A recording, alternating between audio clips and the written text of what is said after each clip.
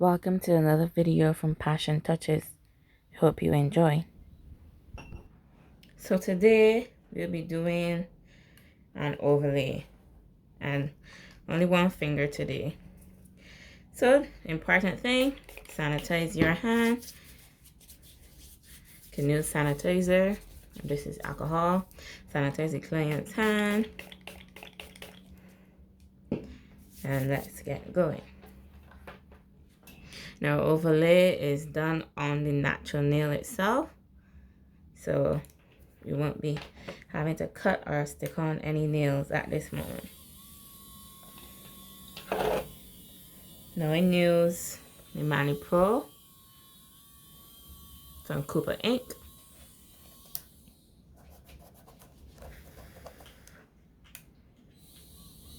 And it's about halfway, you guys can see. Using the manjo bit and doing the overhand grip. So you go around the cuticle area very lightly down this side. They come up this side and then feather in the middle. And we're roughing up the nail.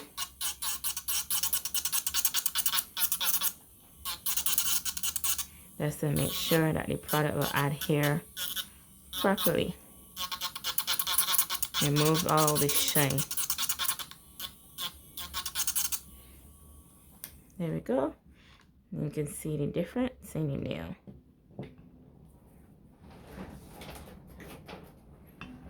And use one of these. And use this type of brush.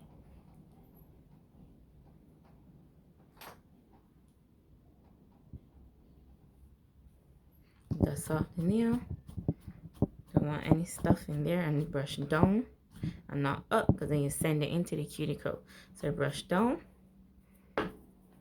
Sanitize again. And with the natural nail, when you sanitize, after sanitizing, the nail will turn white.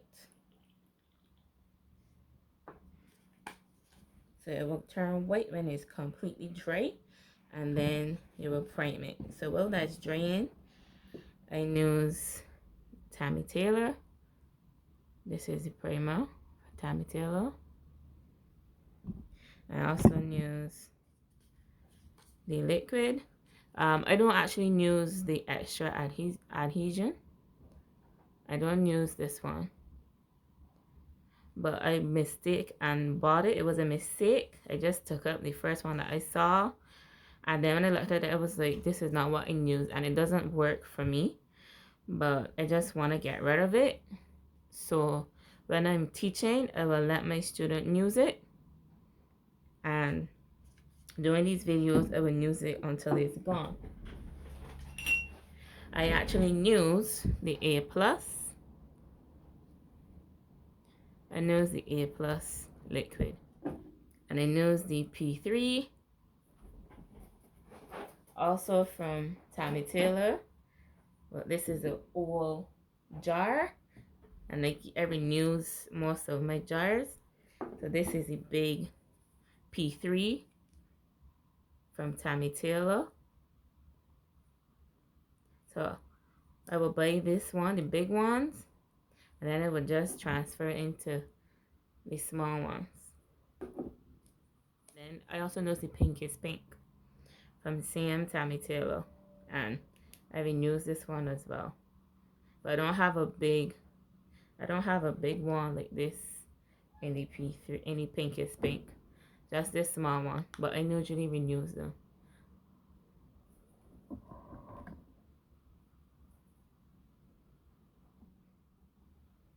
So this is the nail here, all dry. You can see that it's white. And you don't want to touch it. You don't want the client to touch it. You don't want it to get greasy. You don't want anything to be on this nail. So you don't touch it. Don't let the client touch it. I know you prime. Now I would usually prime all 10 fingers, and then when I go to start, I will prime again. So I will prime the pinky finger and the ring finger, and then apply the product to the pinky finger. Then when I get to the ring finger, I would apply primer again, apply primer on the ring finger, and then put the product on the ring finger. One more time. When I get to the middle finger, then I would prime the middle finger, then prime the index finger, then apply the product to the ring finger. Apply primer to the ring finger. Sorry, apply product to the middle finger, right? Then apply primer to the index finger. Apply primer to the thumb. Apply the product to the index finger. And then prime the thumb and apply the product. I hope you guys understood that concept. I hope you guys understand that. So then now I'm about to apply the product. I would prime the pinky finger, prime the ring finger. So hope you guys understand that. I prime before I get to the finger. So today I'm using P3 and Tammy Taylor and the extra adhesion because we're trying to get rid of it. Everything is here and primer as well. And before this is gone, number 16, Kalinsky brush. And with the natural nail, usually this would dry white, like how it dries with the alcohol. Usually this would dry white. Once it dries white, you're ready to go. But when priming to apply, obviously it won't dry white the same time. It will take a while. But I still apply it because I have primed all of the nails before and they were dry. There isn't any extra oil going on. So this is my technique. Not sure if you guys can see. I don't dip 3 times. I put in, wait to one side, hold it, and work with what comes out. If I want a bigger bead, then I would take out a lot more liquid into the brush and hold it a lot longer.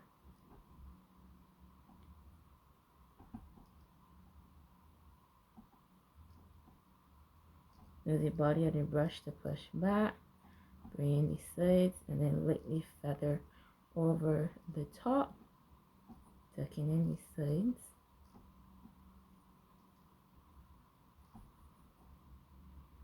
Always remember to clean your brush. You don't want as much product.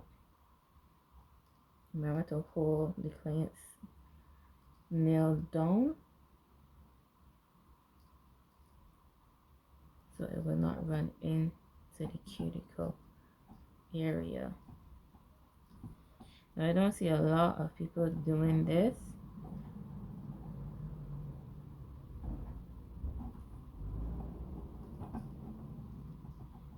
But I build up the side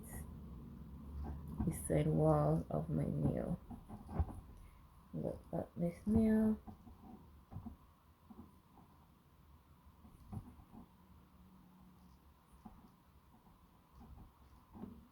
Remember, you look up the nail to see if there's anything uneven. The left side is a little off.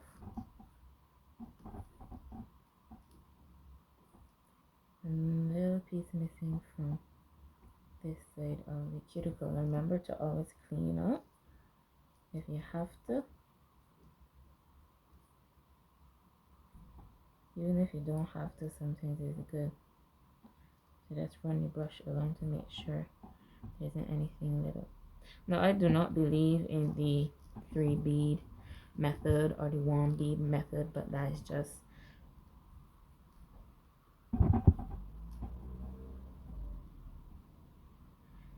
just my preference. I do not believe in the 2 bead, 3 bead, 1 bead method, I believe. Get it on in as many beads as you need, and as you get more comfortable and you move quickly, as you get more comfortable, you will move a lot faster, and you may even end up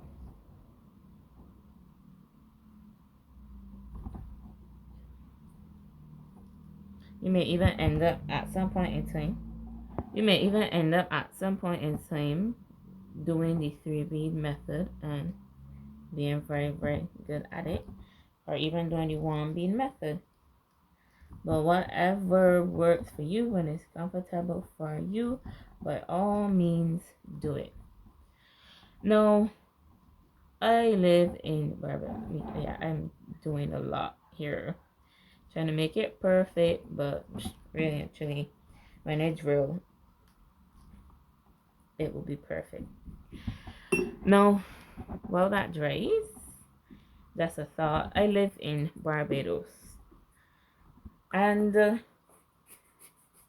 it be hot. It is hot in Barbados, so, and I do not like to work in an AC room. My sinuses are, that would be a lot of trouble. I take my manjo bit and put it in acetone, wipe it off. Acetone would kill any germs that are there, and then it would reuse it. You can also sanitize it with alcohol and reuse it. Or you prefer, you want to do the safe, extra safe route, just remove it, throw it away, and put on a fresh one for every client. Just remember, you will have to incorporate that into the cost, because you will be using a lot of manjo bits or sanding bands on a daily, regularly. So, right, we live in Barbados, and the climate is hot. It's something else. So, waiting on a bead to dry, giving it a couple seconds to dry, you would have to have a lot of product, a lot of liquid, in your brush. You have to have a lot of liquid in your brush, because the bead is gonna dry very, very, very quick. Okay, and when you put it on, you have to work really, really fast.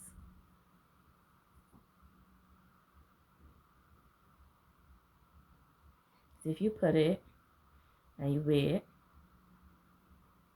and you go in, and you have to press really hard, and then you have to press really hard, and you don't want to press really hard. I'm not sure if you can see the difference, but this one is blended into the tissue a lot better than this one. This one, you could probably just pick it up. This one, a little harder, but it would move. Don't want to do that, mashing up my brush. But you see, this one came out very easy, and this one didn't move as easy. So you really have to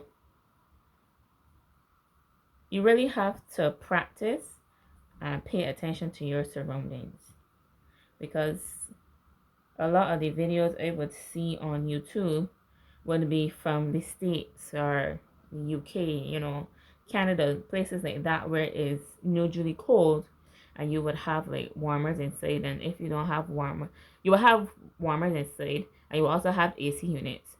So when it's summer, you use the AC, and when it's winter, you use the warmers. So they could control the temperature in the room. So it's easier for them then to know, well, when to take the bead, you wait a little longer, when you put it down, you wait a little longer, let it set, and then you go in and do your work.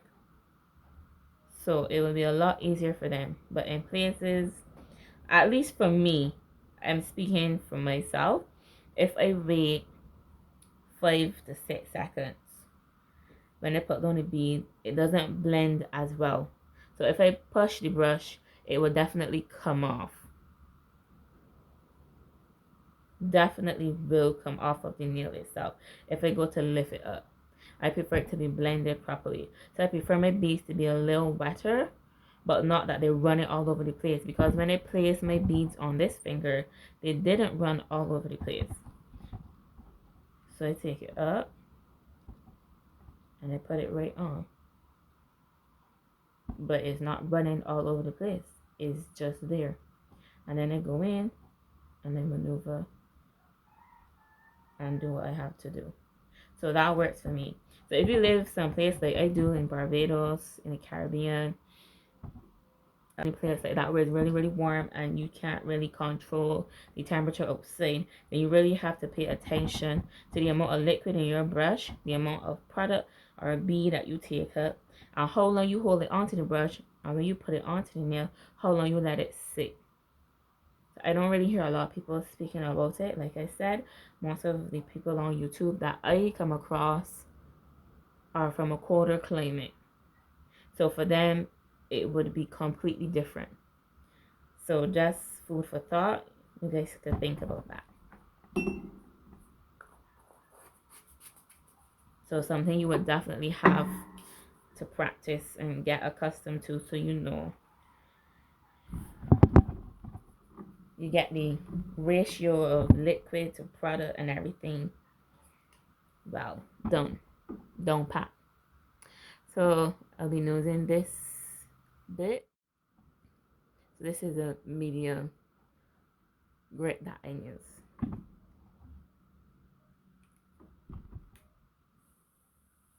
Back to the halfway mark, and you pull the sides of the nail and the back. You pull the cuticle, the side and the back. Overhand grit. And I start around the cuticle area.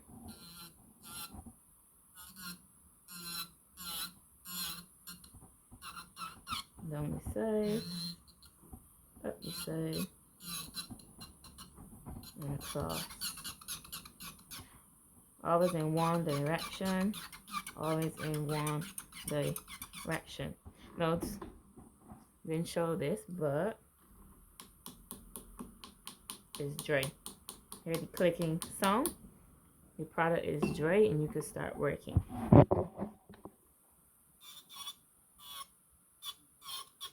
Now you want to make sure that the product is blended into the cuticle properly, like my nails. I like to make sure it's blended in properly. I don't think a lot of people actually still do it. I like to make sure that it is blended in properly. So when it starts to grow out, then that you can't really tell. Once it's a really, really natural acrylic, you can't really tell where the acrylic stops and where the nail begins unless it goes like quarter all the way to the tip of the nail. Then you can really tell. When it starts to grow, it's kind of hard to tell where the acrylic starts and the natural nail begins. And that's what I like, and that's what I like for my clients as well. So I try to make sure that the back with the cuticle is blended in as nicely as possible.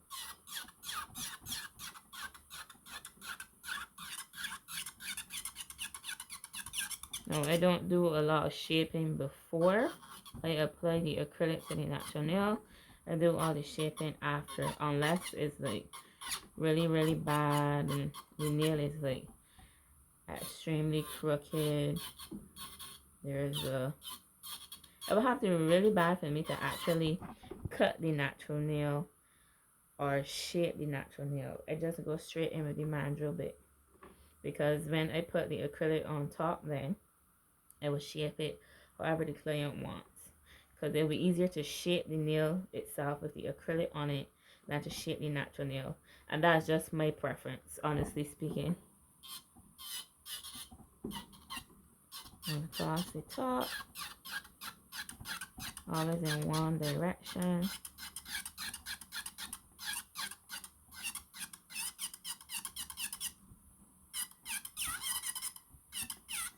So then I will go in and square up the nail. Now, my hand.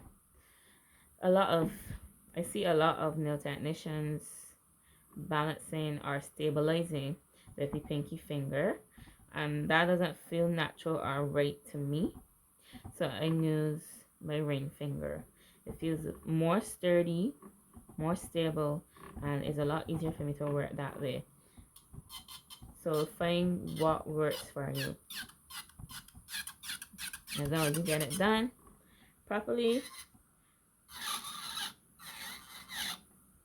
doesn't matter how you're holding it. So today we're doing, and I go under the tip of the nail as well, and the sides.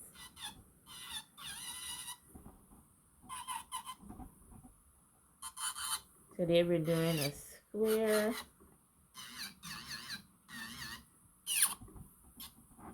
Look up the nail.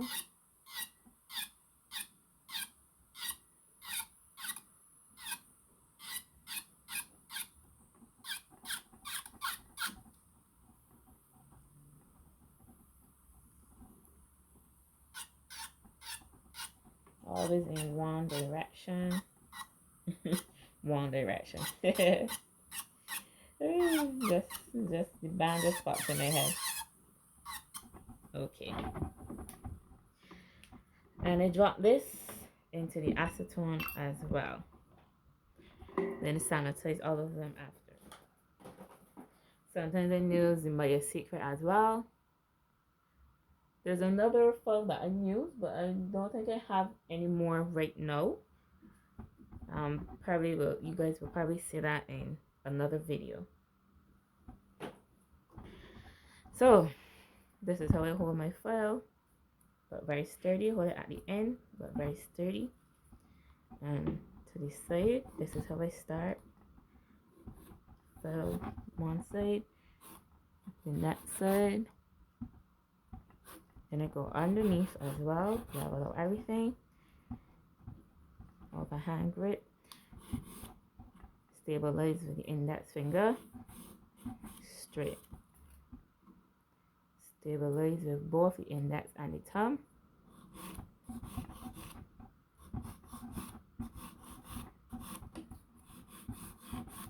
And keep it as straight as possible and cross the tip. Turn the client's hand. Look up the nail. From this angle, you can also make sure the nail is straight. Stabilize with the index finger. Stabilize with the thumb and the index, both, and across the top.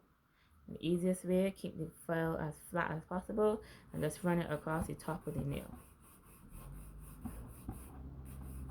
Easiest way to make sure that you get perfect square every time.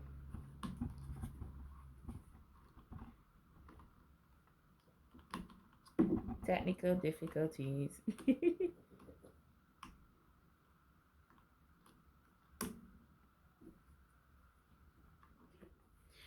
Then I start with the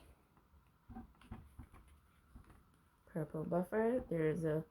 There's a pink one that looks like the cheese buffer as well, but I find that mashes up quickly. The grip comes off too fast. So brace the buffer with the pinky and thumb, and then buff. This is what happens when you have practice hands.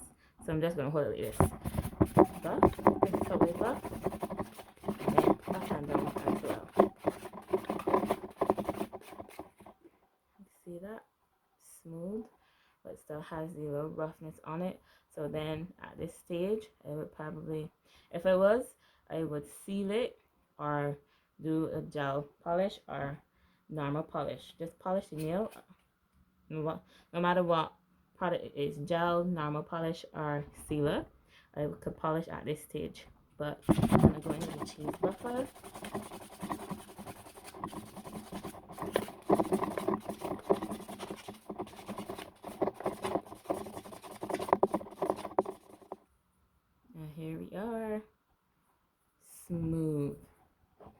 then at this stage we will wipe away. Remember, wipe down. You don't want to send it into the cuticle. And buff.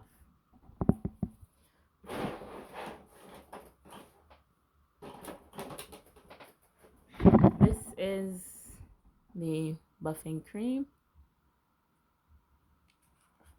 This is what it looks like. And you only need a little bit. Literally. That's all you need. With the excess onto the buffer.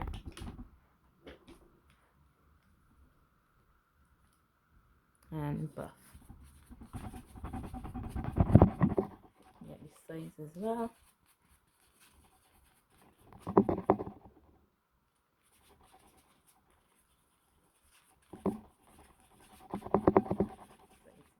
And here we are. It looks like you put sealer on it, right? That's what it's supposed to. That's what it's supposed to look like. So then again, remove any extra dust. And now we'll put it back. Not buffing anymore. Remove any extra stuff. And oil the nail. And here we are. An overlay, which means applying product to the natural nail. So it could be a gel overlay. I specialize in acrylic, but it could be a gel overlay as well. There we are. As flush as we could get it to the natural nail, seeing as it is a practice hand. But here we are.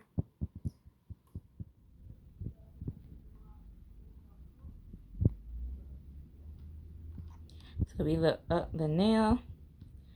You can see is level. No humps, no bumps.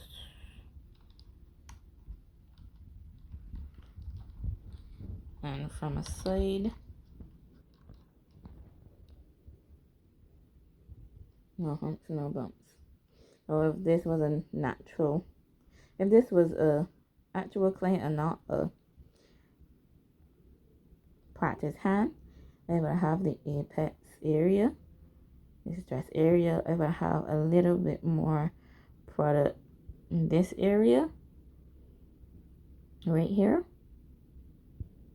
Right, I'll have a little more product there, so it'll be a little higher, a little more sturdy, but it's not bad. In the cuticle area,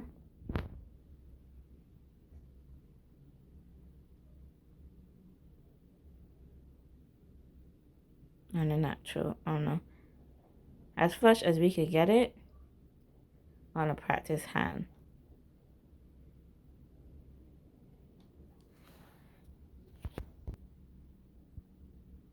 And that's it, guys. Hope you enjoyed the video. I hope you learned something as well. See you in the next one. Thanks for watching.